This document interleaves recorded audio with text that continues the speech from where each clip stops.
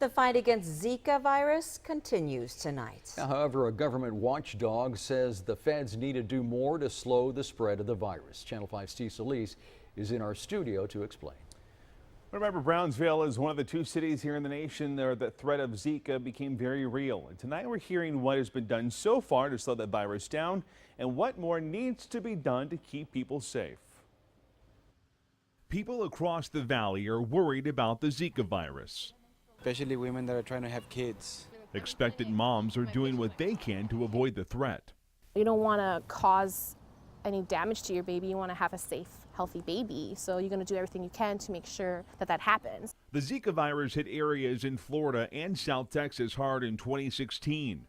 Dr. Tim Persons with the Government Accountability Office says we've learned a lot about Zika since then. We know more from a medical perspective about Zika. We know now what its case definition is. In other words, when you go to a clinic, the doctor can apply a criteria and say, yes, that's Zika versus that's flu or some other type disease. Dr. Persons says we know about the hundreds who were infected, but some people who have Zika will never know.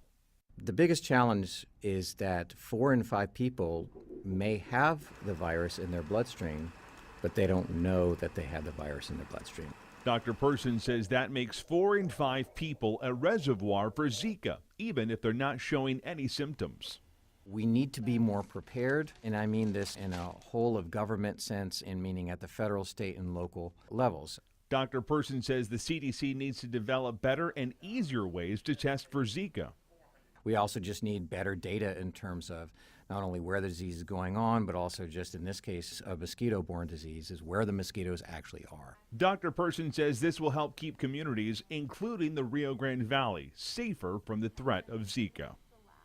Right now, the only way to test for Zika is by making an appointment at your doctor's office. But both the CDC and the FDA are working with manufacturers on creating an at-home test similar to a pregnancy test. Now, if you'd like to see this report for yourself, you can find it by clicking on the link attached to the story at krgb.com. Live in studio, Steve Solis, Channel 5 News at 10:30.